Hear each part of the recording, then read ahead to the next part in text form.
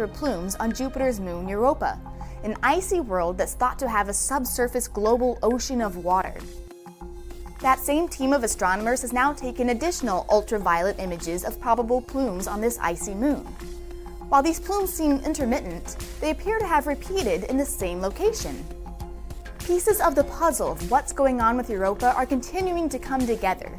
When the Galileo spacecraft was orbiting Jupiter in the late 90s and early 2000s, it gathered data to build a thermal map of Europa, and it appears the water vapor plumes Hubble is observing correspond with a relatively warm region on Europa's southern surface about 200 miles across.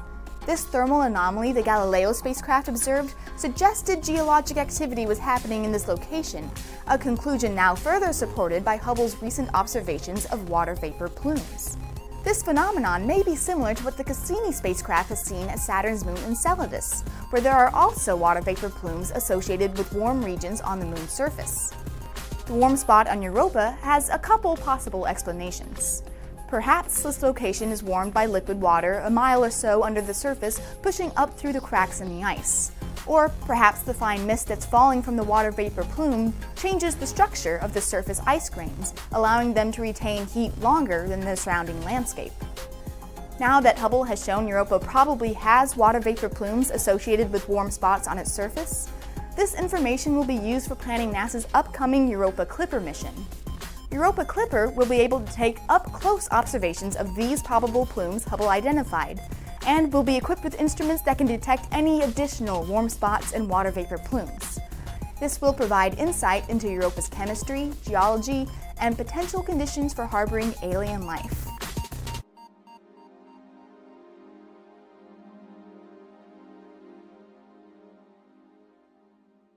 Hubble images of 30 beautiful celestial objects in honor of Hubble's 30th anniversary year. Hubble images of 30 beautiful celestial objects in honor of Hubble's 30th anniversary year. We're live now on Facebook and YouTube, so feel free to comment your questions and we'll try to get to them later in the show or afterward on social media. So this has been quite the landmark year for the Hubble Space Telescope, which has been orbiting above Earth's murky atmosphere for 30 years, since April 1990. Hubble continues to bring us stunning discoveries and images of our universe. Joining me today, we have Hubble's Senior Project Scientist, Dr. Jennifer Wiseman, and Deputy Director for Science Communication, Dr. Michelle Thaler. Let's go ahead and take a look at some of these new images now. All these objects belong to something called the Caldwell Catalog. These images are really gorgeous, aren't they? So the Caldwell Catalog includes galaxies, star clusters, and nebulas, which are clouds of dust and gas in space. Let's go ahead and jump right in. First up, we have an image of Caldwell 45. Caldwell 45, this is a gorgeous spiral galaxy, and it has something called nuclear rings. So Jennifer, can you explain what that means?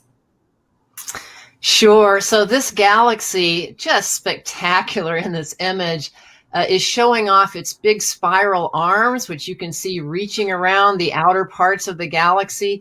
You can see a lot of dust in these spiral arms, and you can see these kind of purplish hot spots. These are regions where star formation is particularly active, and the bright light from those massive stars is ionizing the gas, giving us these beautiful colors. In the core, you see this glow of yellowish light. There's so many stars there that the starlight just kind of blends together. And around the center of this galaxy, we have a ring of particularly bright emission. This is caused when the conditions are just right in galaxies like this for intense star formation. So this galaxy is producing new stars at a high rate, and in particular in that ring around the nuclear part of the galaxy. Yeah, it's really beautiful. We've got another image of a spiral galaxy, Caldwell 36.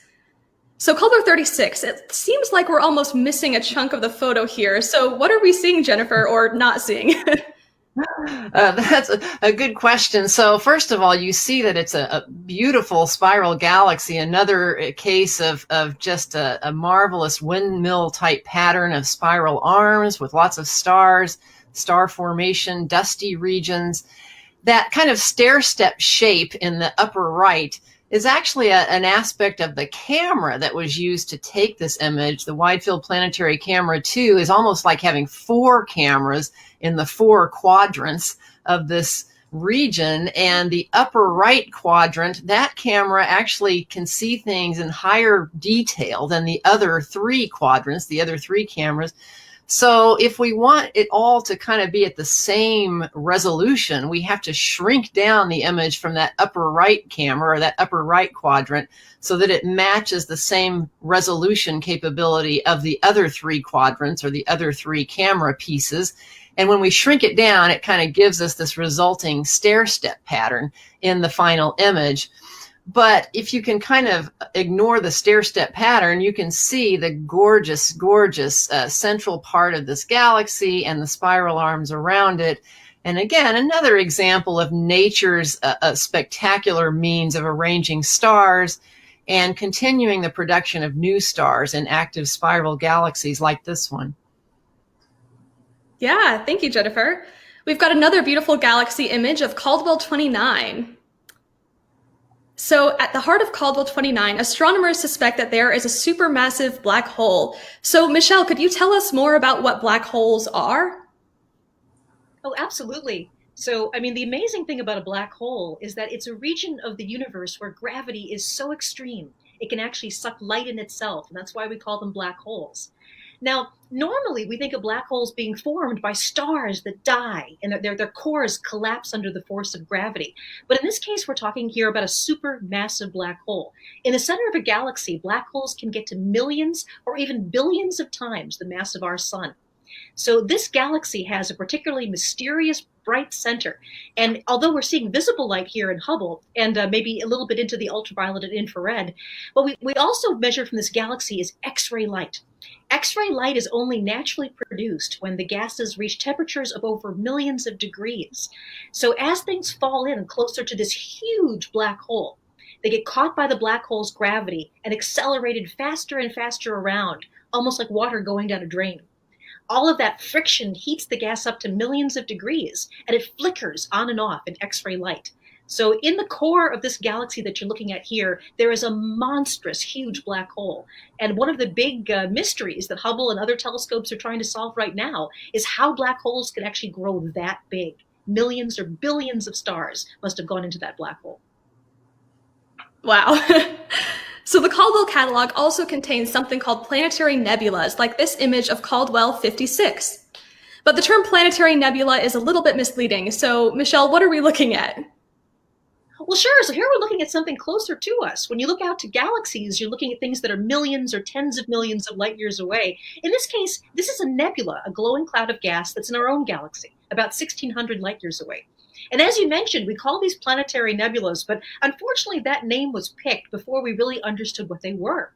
We saw all this glowing material around a star, and we thought, hey, maybe there are planets forming. But instead of the birth of a solar system, what we're actually looking at here is the death of a solar system. Planetary nebulas are formed when a star begins to die, and it bloats up to huge sizes, then begins to drift away into space. And what's left at the very center of this nebula is a white dwarf star, a star that's actually just lost its nuclear reactions entirely and is slowly cooling off. So this is a wonderful planetary nebula that it's a little bit poignant. We're actually looking at the death of a solar system. And that's the gases that you see glowing here being unraveled from this dying star. Very cool. Thank you, Michelle. So the next cosmic object we're going to look at is Caldwell 73, which is a globular cluster.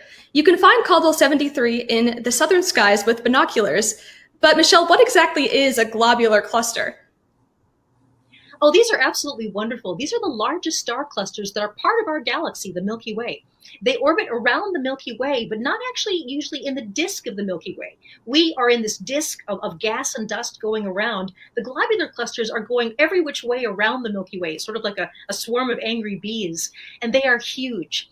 This particular globular cluster, the center of it is about 40,000 light years away from the sun. And it has the mass of over 500,000 suns. And because we think that most of the stars in this globular cluster are actually not as massive as the sun, that means it probably has 1 million stars or more. The amazing thing about these globular clusters is they're also very old. So this particular cluster we estimate to be a little bit over 9 billion years old. And when you think about the sun being somewhere between 4.5 and 5 billion years old, this is an old cluster indeed. So these clusters may give us clues about how the galaxy formed and even what the universe was like many billions of years before the sun and the earth formed. So it's absolutely lovely. I mean, doesn't it look like sort of scattered diamonds and jewels on black velvet? You know, I've had the privilege to be looking at this cluster in the southern hemisphere, and you know, even through a small telescope, it is absolutely spectacular. Yes, it definitely is. Now, one of the coolest things about Hubble is that it can look at cosmic objects in different wavelengths of light. So let's take this image of Caldwell 52. Hubble was able to image this galaxy, this elliptical galaxy, in both visible light and infrared. So Jennifer, when Hubble is looking at an object in the infrared, what is that telling us? Well, we are so fortunate that Hubble is able to look at objects like this galaxy with different kinds of eyes, if you will. Certainly we can look in visible light, but Hubble also has the capability of taking in ultraviolet light, which is bluer than blue, and also somewhat into the infrared part of the electromagnetic spectrum of light, so redder than red. When Hubble looks at visible light, it's capturing starlight in visible light, and also sometimes you can see regions where dust in the galaxy is blocking out some of that starlight. So you can kind of see the blockage there. When we look in the infrared part of the spectrum using Hubble's infrared capabilities, we can see more of the reddish stars throughout the galaxy and more of the emission coming from dust throughout the galaxy as well. Kind of the glow from dusty regions, heated regions. And if we can combine what we see in infrared light with what we see in visible light, we get a much richer picture of what we're seeing in that galaxy. We can learn a lot more. So in the Hubble image, you can actually see the infrared picture up in the top middle, the visible light in the bottom, and the combination of the two in the upper right. And you can see how much we can see and learn a lot more by having both visible and infrared light combined. Definitely. And Jennifer, even after 30 years, Hubble is still bringing us amazing views of the universe. So could you tell us what this landmark anniversary means for the mission? Well, we are delighted that the Hubble Space Telescope is working very well, even though it's been operating in space for 30 years. It's a satellite in orbit around planet Earth. It was launched and deployed by the Space Shuttle back in 1990. And thankfully, we've had several return visits from astronauts to the Hubble Space Telescope over the years. Each time astronauts have returned to Hubble, they've been able to repair things or install new and improved instruments, including science instruments. So we now have on Hubble a really fantastic suite of cameras and spectrographs. We have good gyroscopes and batteries that help us be able to operate the telescope and point it accurately. And we're confident that the Hubble Space Telescope will be able to operate well for quite a few years to come, hopefully throughout most of this decade and maybe beyond. And that's good news for science, because Hubble right now is really at the peak of its scientific capability, even 30 years into its mission. We're doing things with Hubble now that we hadn't even imagined before it was launched, like studying the atmospheres of exoplanets, planets orbiting stars other than our sun, outside of our solar system. And we're looking ever more deeply into the universe at distant galaxies as well, understanding the history of the universe. We are also looking forward to Hubble operating in complement with the James Webb Space Telescope that is due to launch the latter part of next year. When Webb launches and operates, it will be a wonderful telescope that's very adept in the infrared part of the spectrum, looking deeper into the infrared than Hubble can achieve, whereas Hubble can see visible and ultraviolet light that the Webb telescope won't see. So in complement, these two observatories will be a very powerful tool for understanding distant galaxies, the early universe, and also star and planet formation in our nearby our own galaxy as well. So we're very excited to celebrate Hubble's 30th birthday, both for looking back, but also for looking forward to what we're going to learn about the universe in the coming years. Fantastic. So if you're just joining us, we're live and talking about newly released Hubble images of objects from something called the Caldwell Catalog. The coolest part about the Caldwell Catalog is that you can find these cosmic objects in the night sky with telescopes, or sometimes even with just binoculars or your eyes. But what exactly is the Caldwell Catalog? Joining me now, we have Hubble's Science Operations Manager, Kevin Hartnett, and our lead science writer, Vanessa Thomas. They're also both amateur astronomers, which means they use their own telescopes to look at the night sky. So Vanessa, you were responsible for pulling together this collection of images. Could you tell us what the Caldwell Catalog is and what its purpose is? Yes, of course. The Caldwell Catalog is a collection of 109 celestial objects, galaxies, star clusters, and nebulas that, as you said, can be seen with amateur-sized telescopes, and sometimes they are bright enough that you can see them with binoculars or even the naked eye. And the collection was put together by a man named Sir Patrick Moore, and he was a British amateur astronomer and science communicator, and he put the collection together for fellow amateur astronomers to have some targets to look at with their own telescopes. He found these objects interesting and wanted to share his list with others, and it was inspired by a more famous catalog that was put together even earlier called the Messier catalog.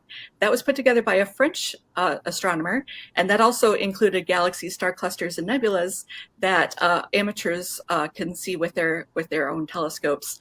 The difference between the two catalogs is that Messier's catalog included only objects that could be seen in the northern hemisphere, where the Caldwell catalog includes objects that can be seen in both the northern and southern hemispheres. So wherever you live in the world, you can see some of the Caldwell catalog objects. That's awesome. Thank you, Vanessa. So Kevin, speaking of finding these Caldwell objects in the night sky, you actually took an image of Caldwell 14, which is the double cluster in the constellation Perseus. Let's go ahead and take a side-by-side look of the image you got and the image that Hubble has. Both images look amazing. So could you tell us a bit more about them and how people could find Caldwell objects in the night sky?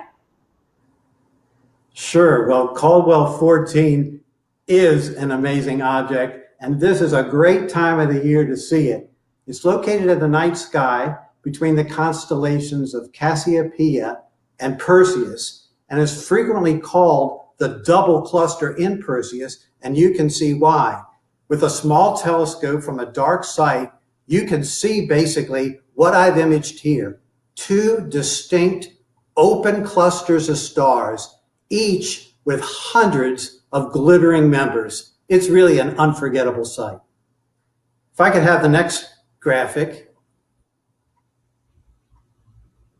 This graphic shows the location of Hubble's image in the greater context of the double cluster. One thing stands out immediately. Hubble's field of view is tiny compared to the size of the double cluster. It would take Hubble Space Telescope hundreds of images all stitched together to form a big mosaic to capture all of Caldwell 14. This is one of the reasons why NASA is preparing the W1 mission, because this space telescope with one shot will take all of Caldwell 14 with the resolution of the Hubble Space Telescope. Now, how do we find the Caldwell objects in the night sky?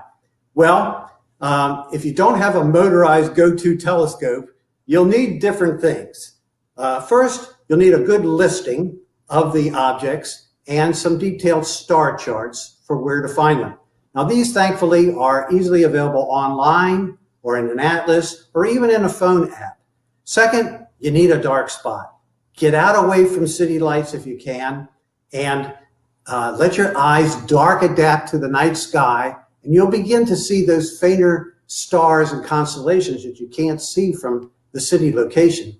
It's helpful at this, in this regard, to go out on a night when there isn't a bright moon in the sky. Then you need to choose your optical aid based on the brightness and the size of the object that you're looking for. So again, you can use anything from binoculars like these 7x50s, which are great, or a small telescope like this 3.5 inch here, or for some of the fainter objects, something in a 6-inch class like this one here. So the final thing is really to remember patience and persistence. This is a treasure hunt. And imagine what it's like to see with your own eye in the telescope the light from a distant galaxy that's millions of light years away. It's really worth it. It's unforgettable. Thank you so much, Kevin. Before we jump into some audience questions, let's check back in with Vanessa. So Vanessa, there are more images and information about the Caldwell catalog online. So could you tell us more about what we can find on Hubble's website? Absolutely. If you go to nasa.gov/Hubble, you will find a link to our Caldwell catalog, and there you'll find some background information about the catalog and Hubble's images of these objects, and you'll see a gallery of all of the objects in the Caldwell catalog that Hubble has observed and we've released images of. And you'll see some of the new ones highlighted in new. And if you click on one of those objects, you'll get the full image. And you may even see more images than just one, because sometimes Hubble has seen more or taken more than one image of an object. And you'll find some information about that object, as well as how to observe it. You'll see a basic star chart that'll give you an idea of where the object is located in the night sky, and it'll tell you what constellation it's in and what time of year to look for this object. If you look at the description, it'll give you more detail about whether it's in the northern hemisphere sky or if it's in the southern hemisphere sky, and whether you need a telescope or binoculars, or if you can see it with naked eye. Great, thank you. All right, now we're going to take a look at some questions. We have one from Facebook. Okay, so what can Hubble tell us about elusive phenomena like singularities and gravitational distortions? Jennifer, would you be interested in that, or Michelle? Feel free to jump in. I can take a shot at it. We are able to see the effects of some of these unseen phenomena. So let's take dark matter, for example. We now know that the majority of mass in the universe is unseen. It's dark matter, but we know it's there because of its effects, its gravitational effects. One of those effects of dark matter is to actually distort space-time. All mass actually can do this. And if you have a lot of matter together, such as in a cluster of galaxies, there's a lot more dark matter than the visible starlight. And that can actually distort space-time significantly enough that when we look at that region with the Hubble Space Telescope, the light coming through that distorted region from a background galaxy will get magnified and distorted, stretched out. Sometimes we'll see multiple apparitions of that background galaxy. We call this gravitational lensing. And through it, we're able to discover and detect and map out the distribution of dark matter in that cluster of galaxies, even though we can't see the dark matter. And we can also learn things from the background galaxies that are very distant but are getting magnified by this effect. So that's one of these sort of unseen phenomena that Hubble is very good at studying, because we can see its effects through gravitational lensing. We're also contributing to the study of dark energy. This is the mysterious force that seems to be propelling the expansion of the universe to faster and faster rates. Hubble, as well as telescopes on the ground working together, were used to actually determine that our universe is not only expanding but accelerating, and we're using these telescopes to get a more precise measurement of that rate of expansion of the universe now and the history of that expansion over time. We don't yet know exactly what dark energy is, but Hubble is giving us a lot of new information to help us find out. Great, thanks, Jennifer. Okay, one other question we have. So are these actually photos taken by Hubble as it is, or is it like a reconstruction of raw images? So maybe if someone wants to talk about how we get the Hubble images that we see today briefly. Let's see. I vote Vanessa. All right.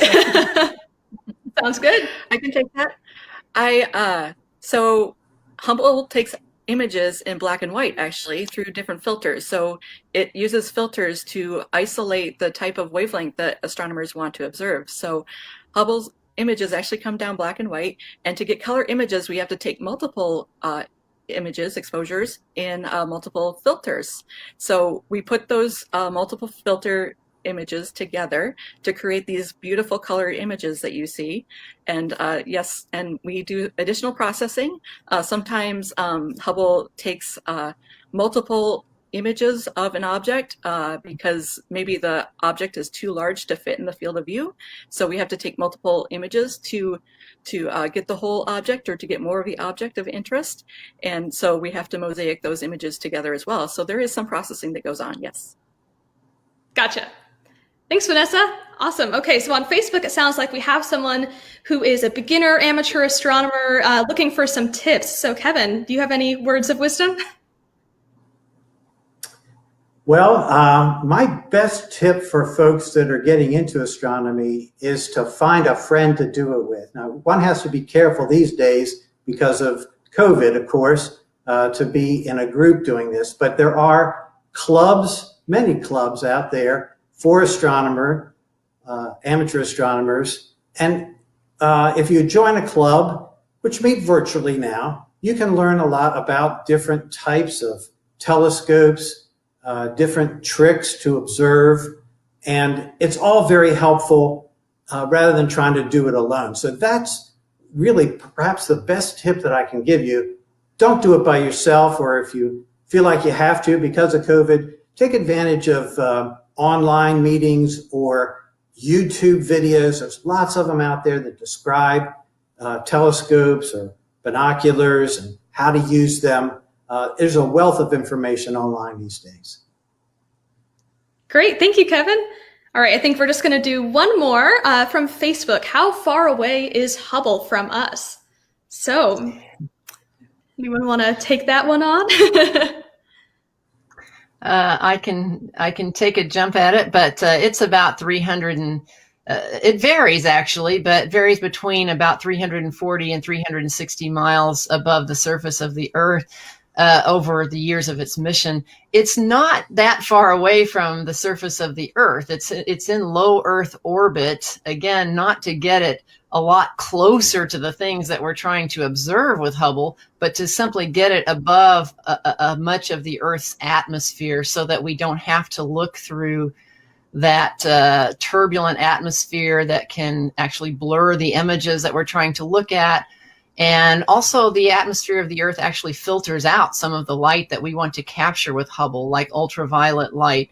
So it's not very far up. It was deployed there also because that's where the space shuttle could go. And we wanted to use the space shuttle to take the Hubble up into orbit and to return to visit it several times.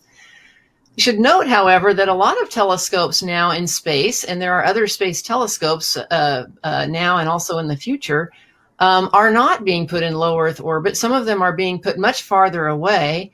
The James Webb Space Telescope, to be launched next year, the latter part of next year, will be 1 million miles away at a place in space called L2 that is quite far away. We want to keep the Webb telescope very cold. We want those sun shields that you see in the image there protecting the telescope from sunlight and heat to be effective.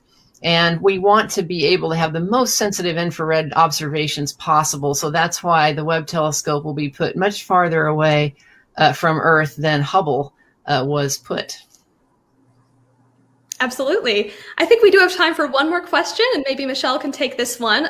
Speaking of James Webb, which is coming next year, is Hubble getting upgraded after James Webb, or what are we looking at with the future of our space telescopes? Well, right now there is actually no plans to visit Hubble with the astronauts again, and part of that is because we don't have the space shuttle. So Hubble is not actually in the correct orbit. The space station, for example, is in a very different orbit than Hubble. So we hope that Hubble keeps working as well as it is now, maybe even for a decade. The last mission that went up there in 2009 replaced a number of the cameras. So the cameras are actually much younger than 30 years, just a little bit more than 10 years old. And they also did things like replace gyroscopes so that the telescope will be able to point itself very well. So, some of the things that I'm really excited about as far as what we're doing in the future of Hubble, we're working on, for example, catalogs that astronomers all around the world can use, catalogs of say, star regions where young stars are being formed right now. Another thing that we're doing that I'm very excited about is monitoring the atmospheres of planets like Jupiter and Saturn.